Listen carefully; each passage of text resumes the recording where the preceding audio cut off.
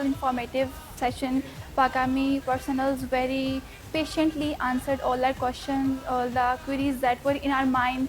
We questioned them, and they, in a very honorable way, they cleared all the queries, all the things related about the war and related about all the incidents that were happening in the past. دشمن چاہے جتنی مرضی conspiracy theories بنا لے, ہماری arm forces we all are United, اور ہم as a youth being youth ہم اپنی آرم فورسز کے ساتھ ہیں. It's very motivating to see their commitment to serve the country, and they also guide us how a youth or civilian can join army, and youth can also play this role in this regard by promoting patriotism and national pride through social media and other platforms. آج پاکستان کی arm forces کے ساتھ ہمیں interactive session کرنے کا موقع ملا, اور اس سیشن کے بعد میں یقین سے کہہ سکتا ہوں کہ پاکستان کی طرف کوئی دشمن میلی آنکھ سے نہیں دیکھ سکتا.